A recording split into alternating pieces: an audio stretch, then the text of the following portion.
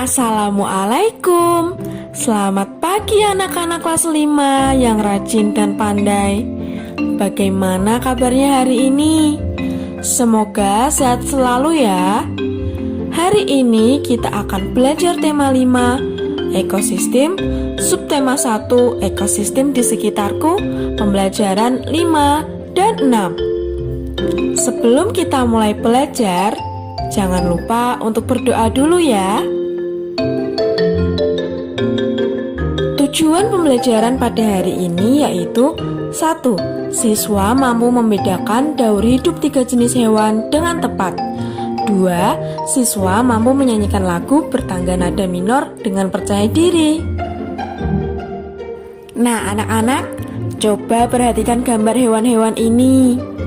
Apakah kalian pernah melihat hewan-hewan tersebut? Jika pernah, di mana kalian melihatnya?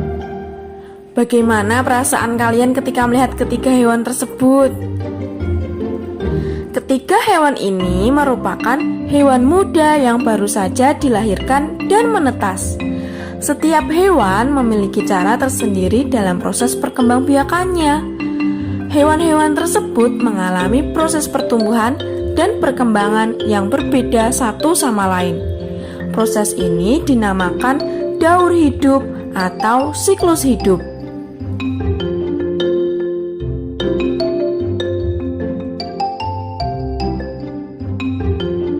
Apa itu daur hidup hewan? Betul sekali. Setiap hewan mengalami tahapan perkembangan tersendiri dan khas. Tahapan pertumbuhan dan perkembangan suatu hewan disebut daur hidup. Di dalam daur hidupnya ada hewan yang mengalami perubahan bentuk dan ada yang tidak. Hewan yang mengalami perubahan bentuk pada tahap tumbuh kembangnya disebut mengalami metamorfosis.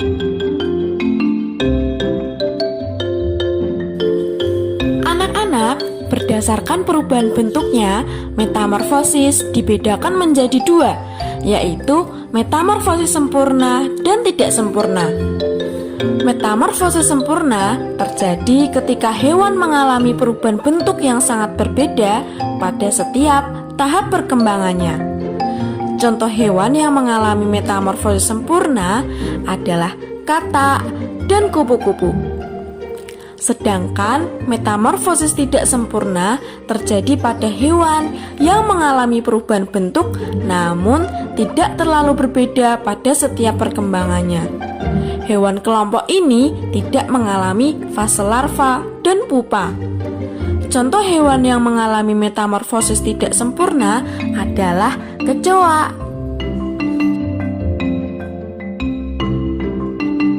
Sekarang, coba kalian cermati metamorfosis berikut. Kupu-kupu berkembang biak dengan cara bertelur. Kemudian, telur menetas menjadi ulat atau larva yang aktif mencari makanan. Setelah cukup mendapat makanan, ulat berubah menjadi pupa atau kepompong yang tidak bergerak dan melekat pada bagian pohon. Pupa merupakan masa istirahat sebagai persiapan menjadi kupu-kupu dewasa. Selanjutnya ada metamorfosis kecoa. Kecoa berkembang biak dengan bertelur. Telur kecoa menetas berubah menjadi kecoa muda yang disebut nimfa. Nimfa mengalami beberapa kali pergantian kulit sebelum menjadi kecoa dewasa. Selain serangga dan katak, hewan lain mengalami daur hidup tanpa metamorfosis atau tanpa mengalami perubahan bentuk. Nah, contoh jenis hewan yang tidak mengalami metamorfosis adalah ikan dan kadal. Ikan hidup di air dan berkembang biak dengan bertelur. Telur ikan menetas, lalu menjadi ikan muda, kemudian menjadi ikan dewasa. Bentuk ikan muda dan ikan dewasa tidak banyak mengalami perubahan. Demikian juga dengan kadal. Setelah bertelur, telur kadal akan menetas dan muncullah kadal muda. Seiring dengan waktu, kadal muda tumbuh dan berkembang menjadi kadal dewasa yang siap bertelur kembali setelah melakukan perkawinan dengan kadal dewasa lain. Sekarang, kalian sudah paham kan tentang metamorfosis hewan? Jika belum, kalian bisa mempelajarinya kembali ya di buku tema masing-masing. Saat mempelajari, kalian bisa sambil mendengarkan lagu atau bernyanyi. Pada saat hendak menyanyikan lagu atau mengiringi sebuah lagu, sebaiknya kamu mengetahui tangga nada yang digunakan pada lagu tersebut. Hari ini kita akan belajar tentang tangga nada dianotis minor. Tangga nada dianotis minor adalah tangga nada yang mempunyai jarak atau interval 1, setengah, 1, 1, 1, setengah, 1, 1. Kemudian, ciri-ciri tangga nada dianotis minor antara lain biasanya diawali dan diakhiri dengan nada la. Lalu, merupakan lagu sedih atau lagu yang kurang semangat. Tangga nada dianotis minor lebih sering bertempo lambat.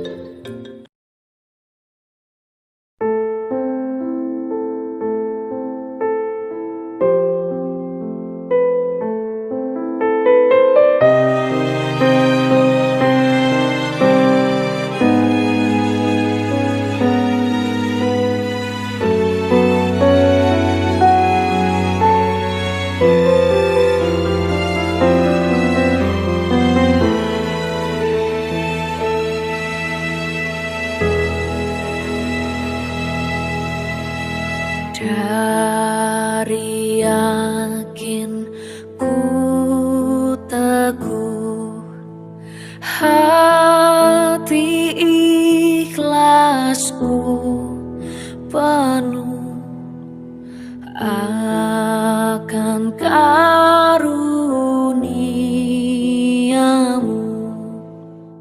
Tanah air pusaka Indonesia merdeka, syukur aku sembahkan kehadirat-Mu Tuhan.